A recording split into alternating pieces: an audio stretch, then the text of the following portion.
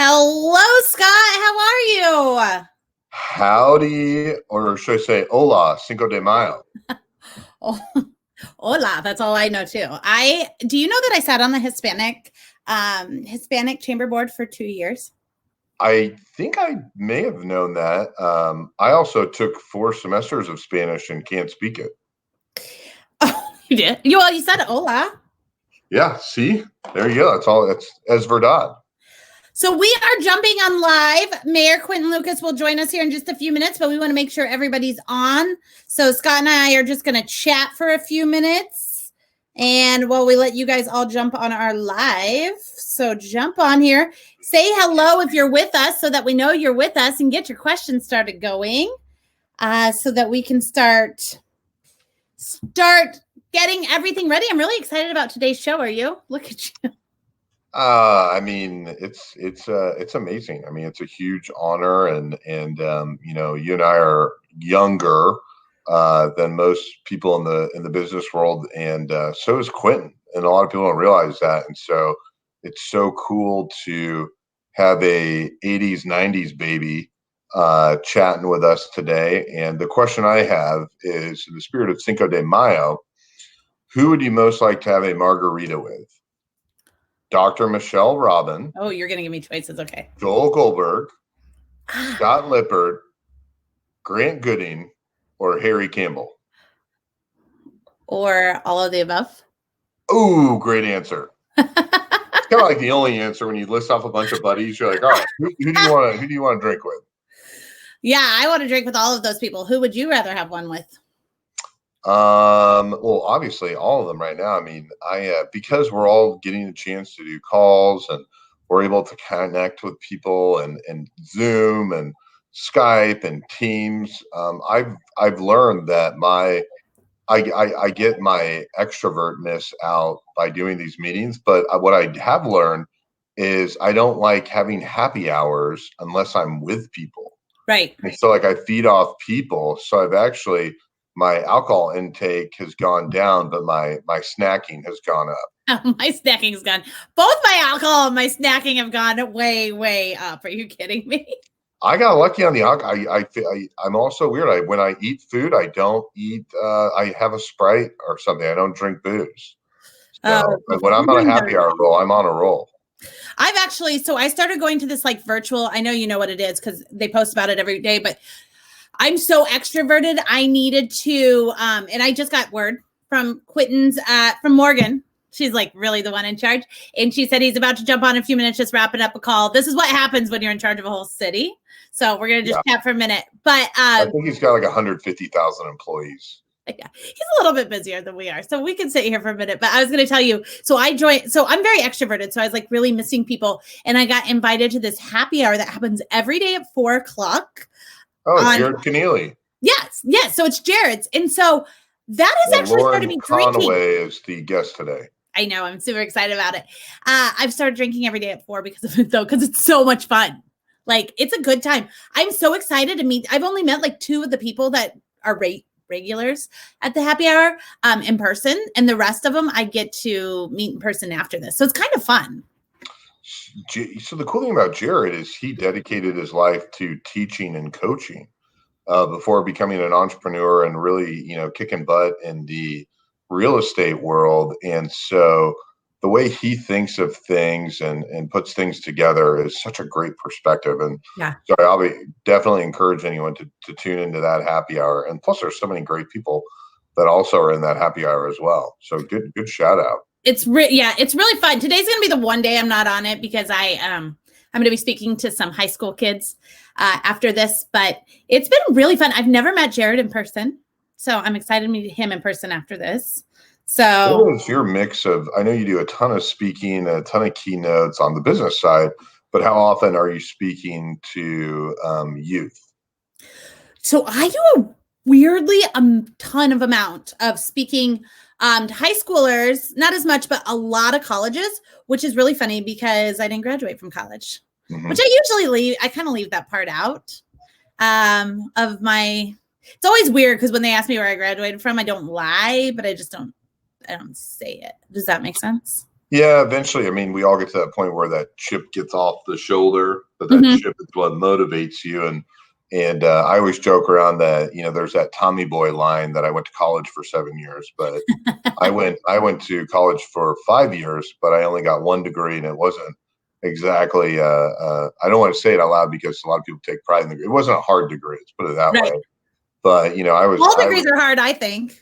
yeah, well, I mean, a lot of it's from a socioeconomic side. It's who can afford to do that. So Right. college is not necessarily by any means who is the smartest. It's just, can you afford it? And I was very fortunate to have great friends that helped me get through that process. Yeah. But I mean, I college was not my thing by any means. I was so bad at it, but I was so good at the social part. Oh So yeah, it was I interesting. So my son wanted to watch. Have you ever watched The Social Network? It's on Netflix right now. no, I haven't. So it's about Facebook, and Hmm. it's Mark Zuckerberg about him making Facebook and then going through the couple lawsuits. You go like forwards and backwards in his life and stuff like that. But so it's when they're at Harvard at the beginning, right? And so I think I told you this. Did I tell you I enrolled in one of the free Harvard classes? No. So right now I'm like currently enrolled in a free Harvard class. So I was watching with my kids and I was like, "Oh, mommy goes to Harvard." And they're like, they're so embarrassed. Like they're like, "Just stop." But to your socioeconomic piece, like obviously I never went to Ivy League. I went to KU and couldn't cut it. But there was a lot of pieces in that I didn't understand the first time I watched it.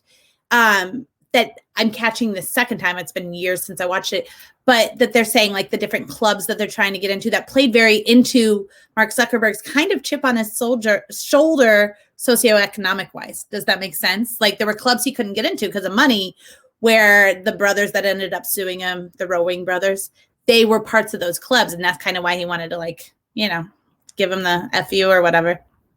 Yeah, I think I've told you before. Am I on overlap with? Am I on the phone? I feel like an echo.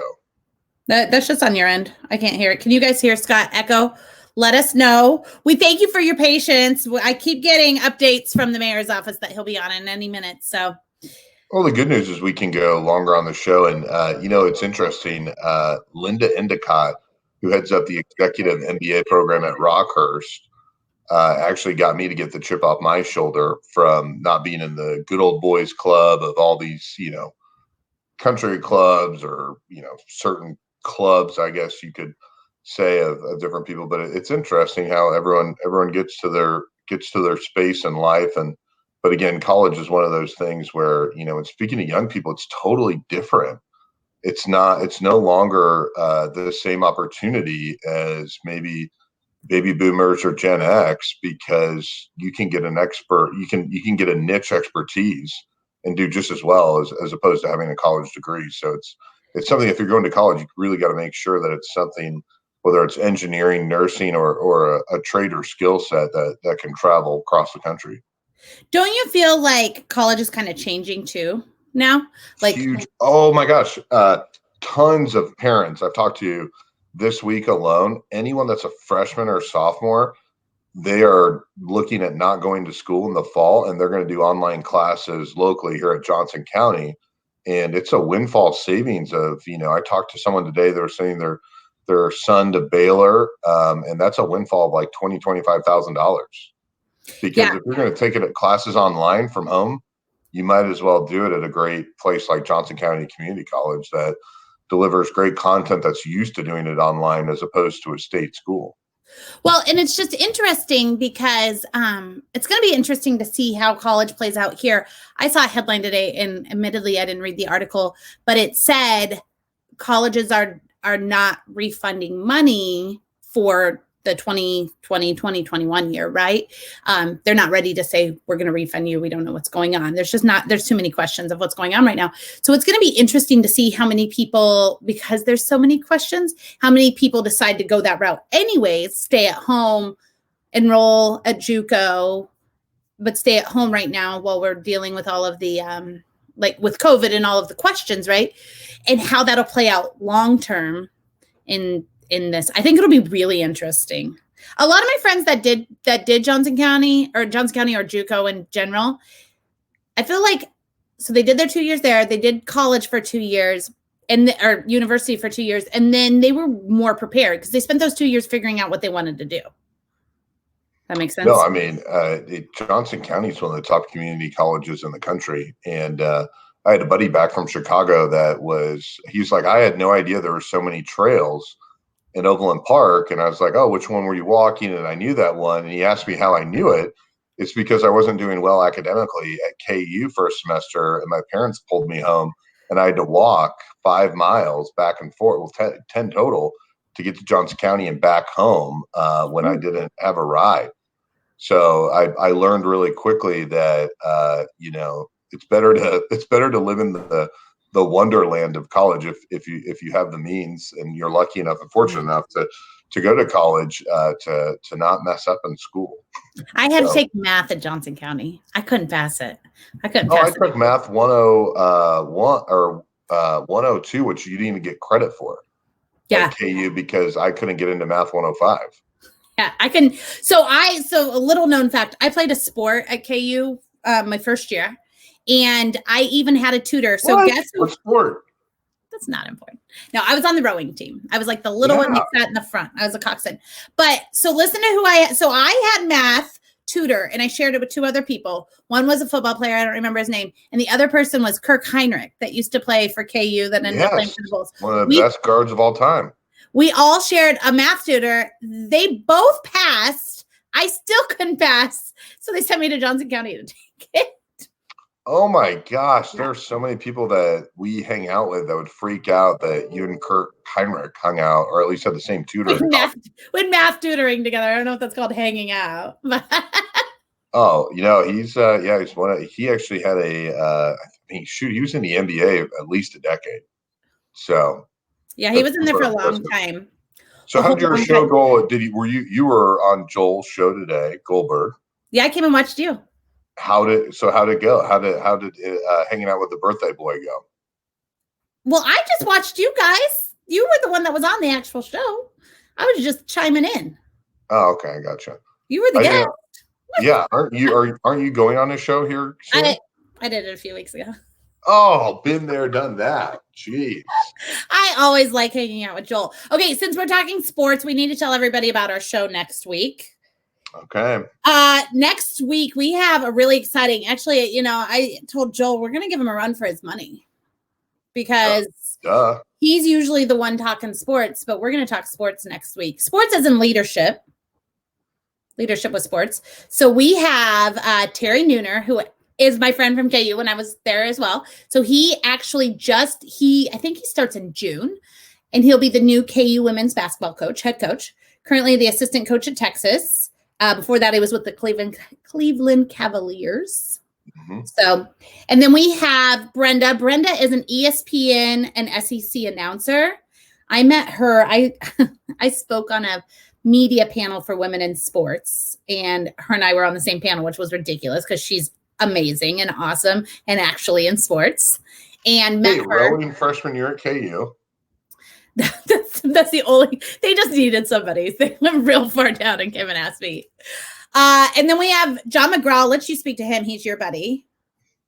I don't want to give away too much of John's secret sauce, but he is someone, when you hear him speak, really changes the way you look at life. And so he is a hometown guy.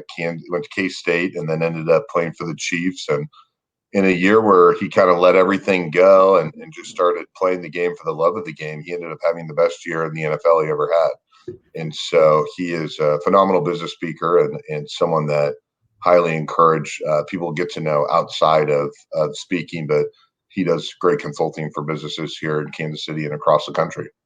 Nice. I've never heard him speak because one time we both spoke at a conference at the same time, so I couldn't hear him speak. And then we have.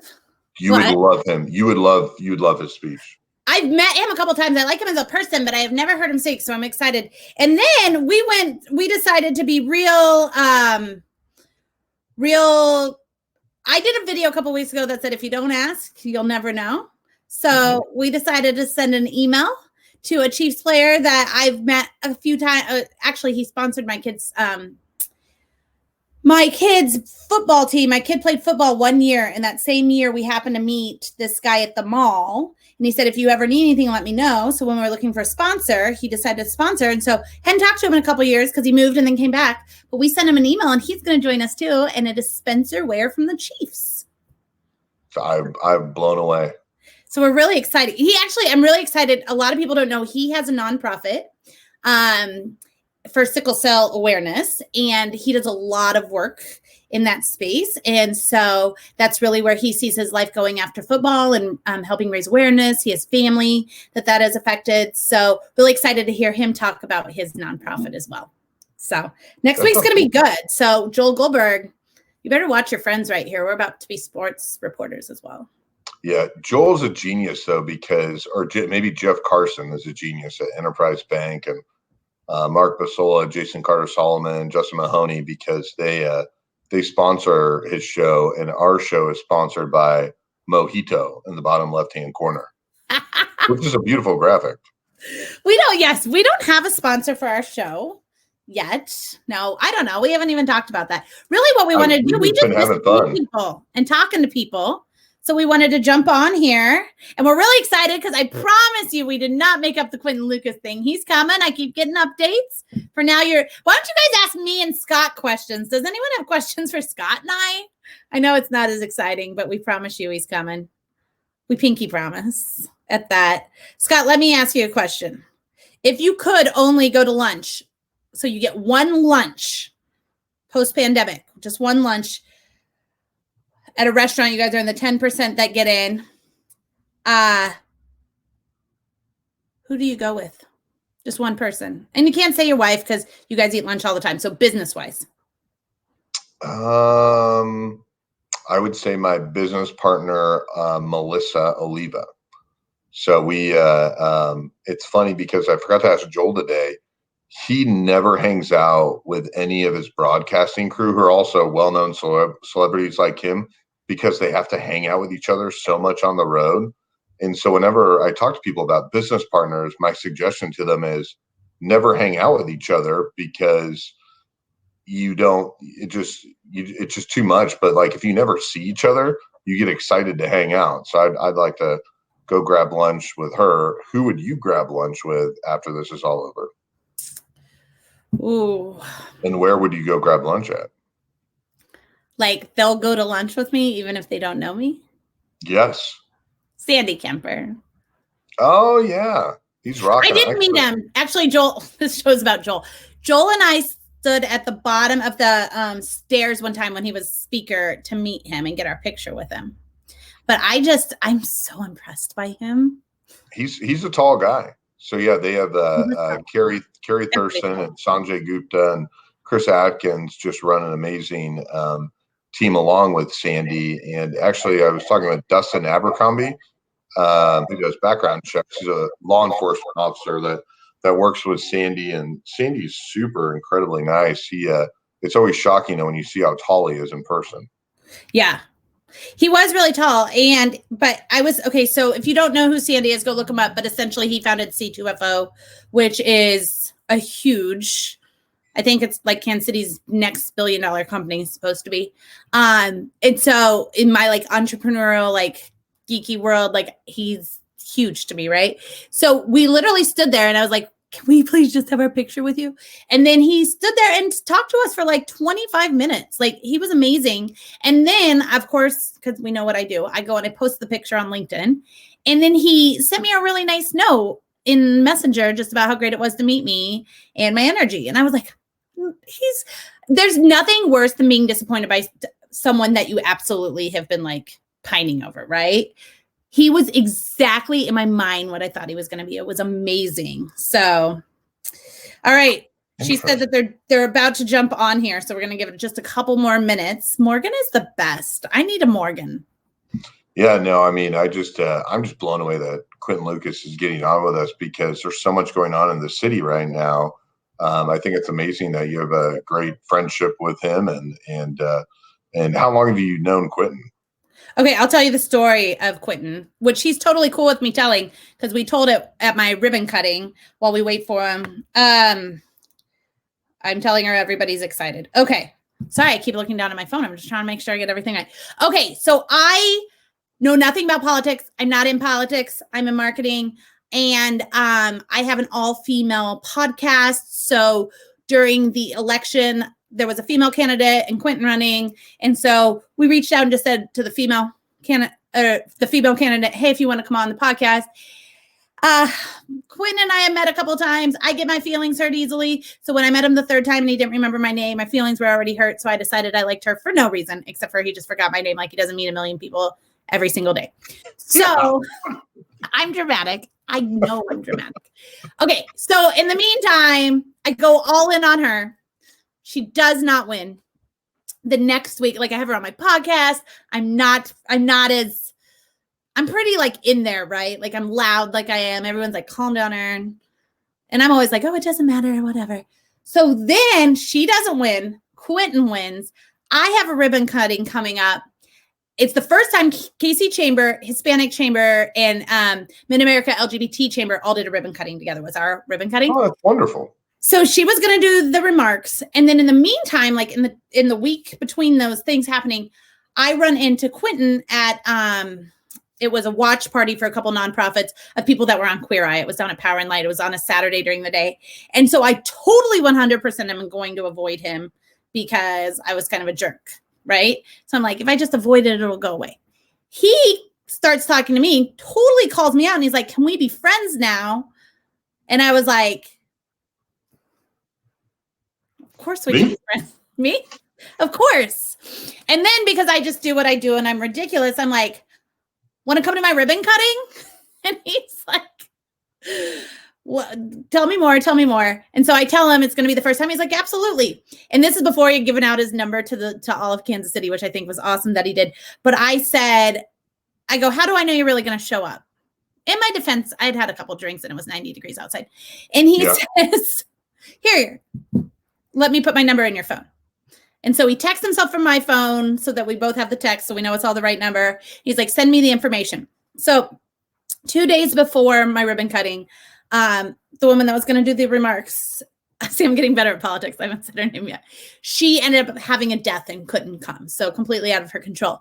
And so I send Quinton a message. I was like, hey, not sure if you're still planning on coming to the ribbon cutting, but if you are, I now need somebody from the city to do the remarks. Any interest? And he sends me, he goes, well, I'm not always used to being the second choice, but I'd love to take this shot.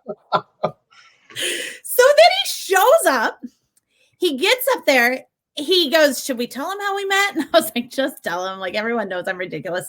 We had like 150 people show up to this thing. It was super fun. And he stays for like an hour and a half and hangs out with us and like totally helps us welcome in the our business into Kansas City because we had just moved from the Kansas side. So pretty amazing. And then since then, we've just stayed friends. He'll text to check on my business. I'll text him.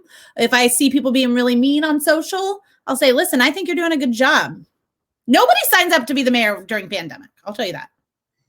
Oh my gosh. I mean, it's his work. Everyone I talk to says there's two Quinton Lucases because he works twice as hard as everyone else. And so, at the end of the day, all you can do is work hard and do your best. And I don't think anyone can even come close to the job that he's doing, regardless of politics. And so, he's everywhere and anywhere. So very, very impressive. I'm also think it's hilarious that he was the number 2 choice of the ribbon cutting. Well, he was. I didn't know him well enough yet to ask him. So, had I known then what I know now. Honestly, I was so grateful that he did that. So, and I learned a good lesson that you don't always just assume things because things don't go your way, which is where I've been doing better. Okay, I want to give a shout out to everyone that's still with us here. Still listening to Scott and I talk about a lot of stuff. Just Scott and I hang out. This is how our conversations go. But essentially, let's say hi to everyone. Courtney Thomas wants to know. Let's tell everybody this. I'm sure everyone wants to know. Why are you not in your bathroom? Because it's Quinton Lucas, but more importantly, it's because my son, please don't judge. My son went back to daycare. He's a toddler. And so my daughter, who's 3 months old, is actually napping right over there. And so usually the bathroom's the only place that I can get away because the basement, main floor, and upstairs can be occupied by my toddler at any time. Perfect. So, well, I'm glad you're not in your bathroom. Well, that was the question on Joel's show today too. Everyone kept asking you why you weren't in your bathroom. I'm totally going back to the bathroom. I now realize that's a good thing. I was joking around. You just wear sunglasses, sit in the bathroom, and wear a tuxedo jersey, and it's memorable. I like it. Okay, listen, this is really cool. Tom Tholen says he's been working with the U.S. Department of Defense on a project that's focused on community college programs. Prereqs and certifications are a good thing right now. So the U.S. Department of Defense seems to agree with us. Mm-hmm. Oh, got another text. Let me tell you what my text said. I just want you guys to believe us. He's really coming on. They just wrapped up the city council meeting. It went 45 minutes over. He's logging in. Listen, I think the city does come before us. I have to agree with them, right? Yeah, I mean, it's Kansas City Metro is 2.5 million people. Clearly, Drinks with Leaders on LinkedIn Live with Aaron Folk is more important. Scott Havens. Than our show during a pandemic. Anything city-wise during a pandemic might be more important. I mean, it's fine. The city's just trying to open up. They need to be focused on this show, not people's safety. When do you have the show on CNN? And then people will probably still, other things will be way more important than us still. Yeah. Okay, Amanda Jackson, just fun. She has a story about math at KU, which involves Russell Robinson and Alex Galandino. KU. See, they must have just been putting everybody together. They're like, we just got to get these kids through math class. Oh, man. Yeah, absolutely. Robin Levine doesn't care who she's going to lunch with, but she is craving sushi. Me too. And then, gosh, there's a lot of questions on here. Thayla says time is money, but she cannot wait for this sports conversation that's going to happen. Do you know Thayla Cherry? Have you ever met Thayla Cherry? Only follow her on LinkedIn. Okay, I want to tell everybody a story because Thayla Cherry has not got the media she deserves for this. We need to have her on our show. So there is an award in Ebony magazine every year, and it's been going on for 75 years. So they name the most influential Black leaders in the country every single year. No one from Kansas City has ever won it in 75 years. This year was the 75th anniversary. 2 people from Kansas City won it this year. Patrick Mahomes and Thayla Cherry. Other winners were like John Legend and names you would know, like household names. Thayla Cherry is doing amazing things in our city, but she's so on the, it's so low. Like, she doesn't talk. She just works and does great stuff. Guess who's here? All right, here we go. We are getting ready. We're not going to do no bring in music. Although I feel like had Quinton been on time, we would have had some stellar music. Here we go. You ready? Oh, yeah. We would have got you a walk-up song, but we didn't know what you wanted. Hey, I'm just happy to be here. I am just happy to be here. It's good to see y'all. Sorry about the delay. I've been fighting people for money all day, which is but hey, now I'm with my people. So it's good to see you. We're excited to have you. Thank you so much for joining us. Hey, it's good to be here. I finally get to be part of the most popular show on LinkedIn, from what I hear. So y'all better get me a whole bunch of donations, everything else. No, I'm kidding. We got some good people watching. They've already been tuning in, and now we're getting this emoji from everybody now. So they're excited. They were having to listen to Scott and I talk about our lives. They were bored. Your lives are amazing. I mean, look, I follow her on social media. I see what the kids up to, all that sort of stuff. So. Hey, I did tell everybody during the time how you and I met, so I got that all out of the way. So we don't have to tell anybody now. That was such an adventure, man. We need that time back, back when Jazoo still happened, Jazoo, yeah. I wasn't very nice. That's okay. That's the past. Right. All right. So Scott's got some questions. I don't know if you saw our questions, but we wanted to start with just a few. We know how a lot of these live shows, you got to talk about all the pandemic stuff. Totally get it. I think everybody's seen you talk about it at LinkedIn. We really want to talk about what what we've heard people want to know about you. We are so impressed with what you're doing. We are so impressed with your age that you're doing it. Nobody runs for mayor wanting to go into a pandemic, much less being. Are you the youngest mayor we've ever had? I am tied. I was sworn in at 34, and 34 was the youngest, but that was like in 1880. Oh, so I've got the 140-year record. Nice. But tie. Was that Gregory, our first mayor? No, Gregory was a little older, but yes, very good memory on Gregory. I forget the names. Actually, the two 34-year-olds were dudes from Brooklyn, and they were both like Brooklynites who had moved here, and one like resigned after one term in shame and moved back to Brooklyn, and then probably wore skinny jeans or something and kicked it. No, I'm playing. That's but But yeah, those are the two young guys, and then I guess I'm the next. And hopefully, my life expectancy is much longer than theirs, though. So yes, no longer Oregon Trail. Exactly. I hope I have a little more time than that. You might age a little faster since you're navigating this during pandemic. And so you were born August 19th, correct? Yeah. Yes. August 19th is my birthday. Look at you reading all that stuff, or trying to get like my personal security accounts and all of that. Either way, your garage code is 1234. Yeah, exactly. So hold on, I've got one more fun fact. I got to beat Scott to one fact here. Do you really speak Spanish? So I do, not well. I mean, not well, because like every time you say that and you throw something out, then somebody's like, "Oh my God, I'm going to say a bunch of stuff now." And I'm like, no. I mean, Claudia told me that. Right. I had never lived in a Spanish-speaking country, but I took it all through my levels of schooling through college, and so that makes me enough to be dangerous. And then I watched like telenovelas, the soap operas when I was growing up, on like Univision.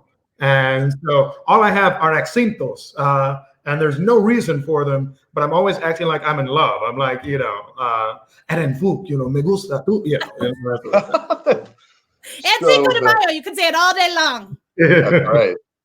All right, so start with your questions, because everyone else start posting your questions. So we're going to do fun questions about things that you enjoy, especially growing up. I think the one thing that's so interesting is the age of all of us here on the show. We're all a little bit younger compared to a lot of the other executives that we interact with here in the city. Mm-hmm. And so the most important question is, what were some of your favorite 90s TV shows growing up? Now you're talking. Okay. Favorite 90s TV shows, of which there are many, because all I do was watch TV. I was a nerd. I read books and watched TV. Like, I didn't know what the outdoors were. So I would have been loving the quarantine. I'd be like, yes. Favorite 90s TV shows. I really liked, I'm going to go classic. Do y'all remember? So everybody remembers Punky Brewster, which started in the 80s probably. So remember some Punky Brewster. Saved by the Bell, that's pretty basic of me, but watched all of them. I really liked Hanging with Mr. Cooper, if you remember that, Hanging with Mr. Cooper. And I'm trying to think what else, like A Different World, which was great. And I also like Blossom. I'm not even gonna lie. I like Blossom. I thought the whole thing was cool. And then just the intro song. Oh my God, right? And Six was my favorite. Six was great, right? And Joey was whoa. Proof I actually watched it. And then when I got a little deeper in when was My So-Called Life with Claire Danes on? Oh my gosh, that was just on CBS Sunday Morning. Yeah, she was 14 when she did that show, and then got the Titanic right after that, and then she was supposed to get Titanic, and she got Romeo and Juliet. Yeah. Ooh, well, I have an important Saved by the Bell question, because I think this really always let me know what type of guys I was dealing with back in the day. Jesse, Kelly, or Lisa? Ooh, Jesse, Kelly, Lisa. Probably Jesse. Not knowing that she would be in Showgirls or whatever later, but first Jesse. I always like Jesse. Yeah. So, what was one of your high school jobs that you weren't a fan of? Do you ever have something that you're like, oh, that wasn't a fun job? Oh, there were jobs I was so bad at. It's funny because when you do like stuff like this, right? You guys know it. The people talk about all the good stuff you've done, and they're like, he worked hard, and he's like Abe Lincoln and did this. No, I was terrible. I had this job only for a few weeks, where I was like helping move office furniture in the summer. Yeah. And it just sucked. And the thing that was the worst about it was that like all these there'd be like these older men with me, and God bless them, like salt of the earth, who could like lift everything and were real good. And I'm like a 17-year-old who's like, this is awful. And it's hot in Kansas City in the summer. And it was that day I knew whatever happened, it was going to be white collar. No manual labor. I'm like, I may hate reading legal cases at some point, but damn it, I sit in a chair and all I got to do is put a suit on. So that got me on that. So Aaron, I'll do one or two more questions, and then we'll do a little. Yeah, we're getting lots of questions. So we'll do. This is the last question. We'll do audience Q&A. What was your first concert growing up that you went to? What was the first big experience to go into a concert? I was chasing a lovely woman, and like the story of the rest of my life, I struck out. But I grew up liking hip hop and all of that, but met this girl who liked Keanu Reeves a lot, and Keanu Reeves was playing with the Mighty Mighty Boss Tones. Yes, at City Market, and I think it was free or something too, because why not? So I remember probably circa 98, 99, going down to see Keanu Reeves and the Mighty Mighty Boss Tones at the City Market space, and I'm still ashamed of myself to this day. That's awesome. Aaron, what was your first concert before you jump into Q&A? Tiffany. I think it was at a mall. Was that a wow? Mm-hmm. I think we drove to Denver to see it. Like I lived in the mountains. Yeah. How about you? Tom Petty. I had a lot of friends that were really into pot in high school, and so we would always see Tom Petty at Sandstone. Sandstone. What is it now? Whatever it's called, whatever it is now.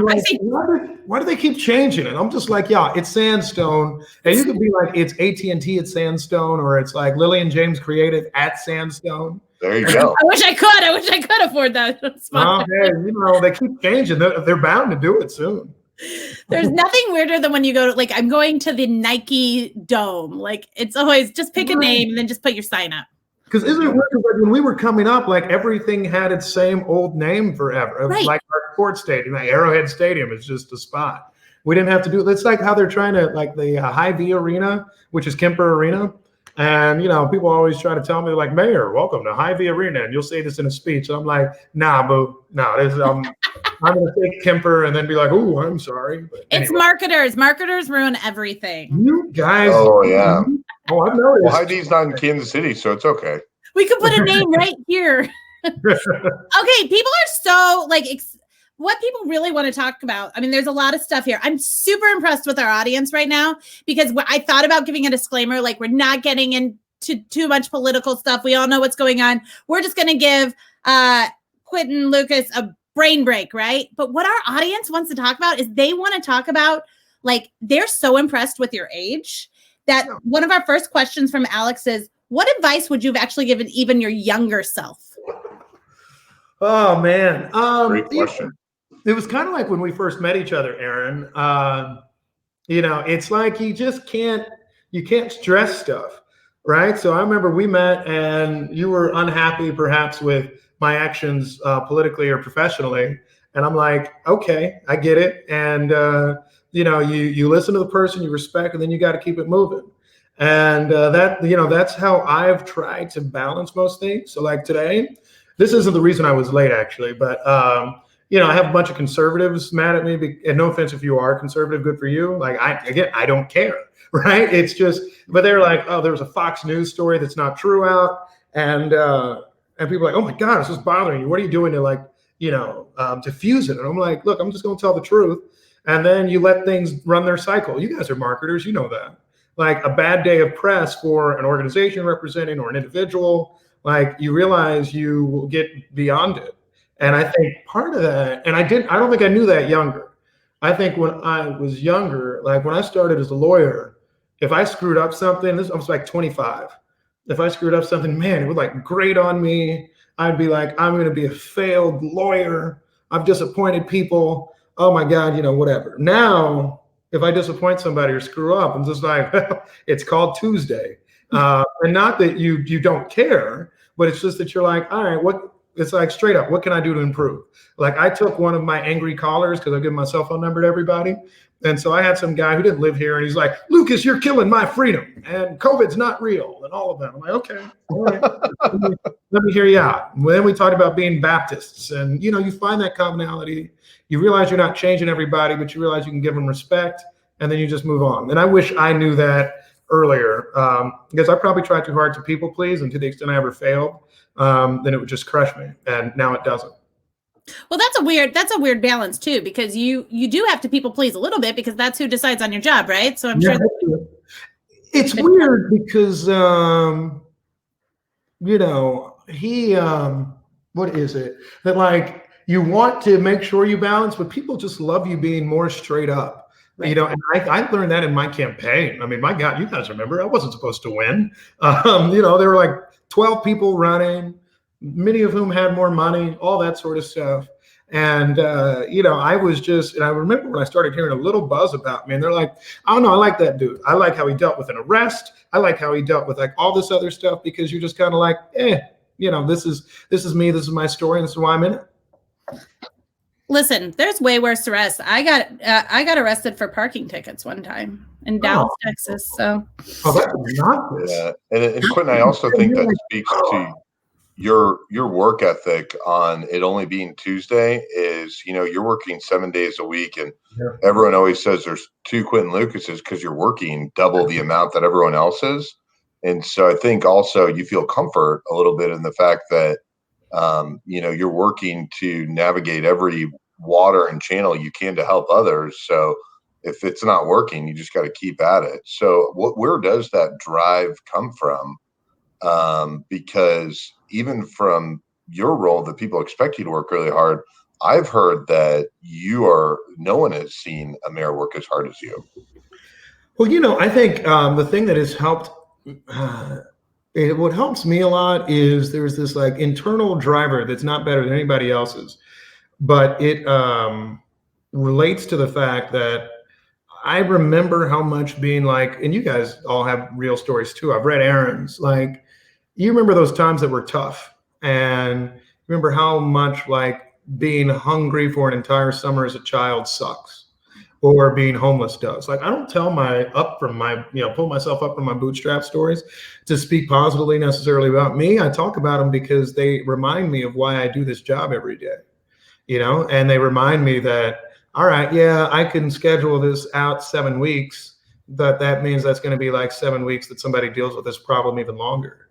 And you can't solve every problem on day one, but you can certainly try to say it's not just going to be a part of the cycle. It's not just going to be like, oh, that's just the way things go. And I think an advantage of being a young mayor is that I have the chance to try to do all of this. And, if I get burnt out, I have a whole lot of life yet left, I hope. You have the energy to do a lot of it too, right?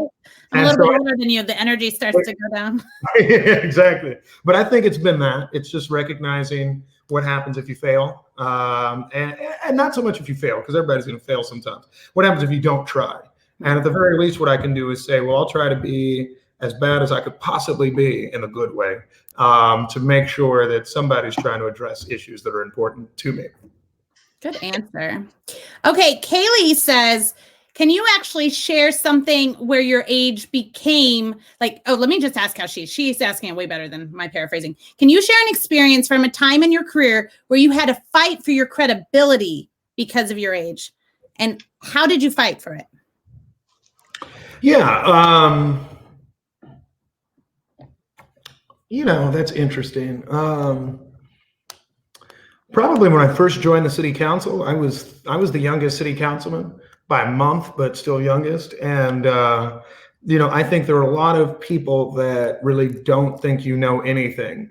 And so the way that I did it was actually, it's not, people sometimes make the mistake of thinking that it's intellect or something that will make up for youth. And we've all met those, like the smarmy 25-year-old, like, dude, calm down, right? Nobody actually needs to know that you're really smart because we assume that you got there for a reason. What I did was more study on like the old Politico stories, right? Like, oh yeah, when Mayor Dick Berkeley in 1981 was hanging out at this place and then this thing happened. You know, people like that. People like that fact that you're listening. And so I tried to do more of that. I tried not to do the, I've studied harder than anybody else. Like that, who cares, right? Instead, I've tried to always show some interest in understanding where people are. That's a good answer. Okay, I don't know if you're familiar with Grant Gooding. He's a buddy of Scott and I's, and his whole business is around the human emotional factor. So his question's going to be very smart, but it is very good. Sometimes I don't always understand what he's saying, but this is good. COVID will likely be a defining characteristic of your first term. What have you learned so far about how the business of being mayor during the crisis, like how the business part is involved and now the political part? A lot of people are watching you more than you think. Before, oftentimes local government can seem like this kind of narrow area of people who don't know what exactly we do. But when you start issuing orders to shut everything down, then everybody's like, wait, who is that guy? Right? And even my friends who absolutely never vote and have been drunk and on the patio of Harry's in Westport for the last 15 years. We have those friends too. Right. They're like, Q, man. Is that me? Right. Yeah. And all these people are like talking smack about you. And I was like, I had to defend you. And I'm like, well, thank you. Thank you. I appreciate it. But, so you learn a lot about that. You learn a lot about how much you're being watched, how important it is that you try to make your message clear, how important it is that you're willing to pivot, not in back down from what you're saying, but instead to actually spend some real time to listen and see what needs to improve. And so that's what I've learned a lot of over the last month and a half. All right, let's lighten this up a little bit. Randy Kimmel wants to know how you're celebrating Cinco de Mayo tonight. I'm doing an interview on a local TV station at 7. Hey. Tell them to have margaritas ready. I know. Put them on before, and then I'll be like, hi, everybody. No, I think I probably will try to actually get some Mexican food and margarita mix later tonight. I got a favorite place down in Waldo, and so I'm going to try to put that up, drink something nice, and I'm going to sleep really long tonight because I have not, over the last 4 or 5 days, I've not slept well at all. So get on top of that. Well, I want to kind of segue into this. I've been super impressed, with your social media use, right? Yeah. Going straight to everybody, putting your cell phone out there. I felt really special at your cell phone, and then you gave it to everybody. Somebody asked me the other day the best way to get a hold of you. They had I know they wanted to say thank you for your, like, they weren't trying to yell at you or anything. So I said, well, he put his cell phone out there. Okay, here, I'll just give it to you because you're right. Right? Well, they wanted to say thank you. But so I've been really impressed with that. But I've been, as an entrepreneur myself, I've been really impressed of when you are supporting a local business, how you're giving those shout outs to your huge audiences. Mm-hmm. Why did you decide to do that? Was it a decision, or was it just part of what you would have done anyways? It's like all those local businesses I usually support, and some I learn about anew, have become part of my ecosystem, and not because of anything particular that they did, but I've always, it's probably what gets you into being a politician, and you guys have this personality too. You like talking to people, and you really like learning their stories, and the more you learn about their stories, you realize that there are just little things that you can do to help somebody who's really hustling to survive, to build a brand, to do something great in Kansas City. And it's these people, there are some, and we all know them, companies or restaurants or anything that just try to throw their weight around and say, I'm the most important or this or that. But there's so many others with like these incredibly creative people who, had did that. And I remember from my own campaign, right, a lot of people randomly did that for me, and I don't know why, right? And you guys know, like somebody just saying, not even anything that special. It's not like they wrote me a $3,000 check. Instead, they were like, well, hey, you want to like come to my coffee shop and I don't know, meet some people, and it would be 5 people, but you realize they were doing what they could. Or there was a bar owner off 39th Street who was like, hey, dude, I'll put up a yard sign at my house. I can give you no money or do nothing else. But it's those little things. And so I've always thought that I should do the same, because so much of what limits people, whether it be politics, marketing, public affairs, business more broadly, is that they don't get somebody who really gives them that encouragement. We spend a lot of time talking about mentors, and I'm like mentors. I don't know if I necessarily needed a 70-year-old politician to tell me how to do it, right? And in fact, I really didn't have one. What really helped me was a lot of my peers, people my age and others who were saying, no, man, hey, that's awesome, go for it. And, then sometimes even being like, hey, I'll give you $100. I'm like, you really don't have to. Like, for example, one of those aforementioned Harry's in Westport, barflies. This guy hasn't had a job for years. I don't know what he lives on. And he sent me $50 like during the campaign. And I was like, and by that point I was through the primary. So actually I had some money. And I was like, why'd you do that? He's like, oh man, I just wanted to help out. That's the sort of thing that, people have done for me, and I want to do it for others. Well, you've been doing amazing at it. And as a small business owner in Kansas City, I know that it's very much appreciated. We know you're on a tight crunch. So I'm going to ask one more question. I very much glazed over the part where you said you had a bad dating life. So I'm going to skip those questions on not bad dating life, but not a successful one yet. Sure. But I do want to put it out there. I think it is the best time to online date for anybody that is single right now, because you can get to know the person. So I'm going to skip over all these questions, but I'm going to start with this very last one. So Quinton, we can't see the questions, but Aaron can. So you're telling me like our topic is like, I got one in the DMs. I got one in the DMs. Quinton? I got one in the DMs. They didn't go all out. Had I like, if that had been my question, I would have been one of those girls that went all out. But I'm going to tell you it's in the DMs. But I'm going to skip it. So don't send me any more DMs. But this is what we're going to end with. That's true. Listen, you're lucky. Your job's essential, so you get out there. It's lonely if you're single and I believe it. It is lonely. I've got some friends that are single right now. It is lonely. I've offered to give them my children. Okay, here's the best one. Saving the best question for last. Miss Courtney Thomas coming in. She's been a guest here before. What is the greatest lesson you've learned throughout all of this the past few weeks? So Courtney is the CEO of New House Women's Domestic Violence Shelter. Absolutely. Most important lesson I've learned over the last few weeks. You have to act quickly and decisively. If I had a problem before, it was that my legal training has always taught me to do on the one hand and on the other hand, right? And to kind of sit back, let things congeal and be thoughtful. And instead, I've had to just do stuff. Some of it has worked great. Some of it has really knocked me back. But all of it has been for one central purpose, which is to keep the community safe. And I think I've always had to, throughout this crisis, stick to that. And I think that's what people need. They need somebody when they're looking for guidance who's going to say, you know what? Yeah, this is the best advice we have now. Maybe it changes in a few days, but this is what we have to do, because they're looking for leadership, particularly sometimes when it's lacking at the top. And that's what I've learned, and I'm actually very proud of that. Well, we think you've been doing phenomenal. Yes. I am impressed at how you handle, even I posted about this show and you got some comments on there and you said, I'd love for you to come on and ask questions. So I love your transparency. I know Scott and I both try to lead like that. So it's been very impressive to both of us. And thank you for jumping on in between all of your stuff today. Thank you so much. And then follow Quinton. You're on LinkedIn. You're heavy on LinkedIn. I'm heavy on LinkedIn. Just Google me. You can find any of the social media sources, Mayor Q or Quinton Lucas, either one. Follow me. You probably send a message. There's a chance I'm going to reply way too quickly. Perfect. Probably even find his cell phone number, but I'm not giving it out anymore. Thank you so much. We will see you next week at 3:00 for our sports edition, and have a great week. Thank you. Quinton.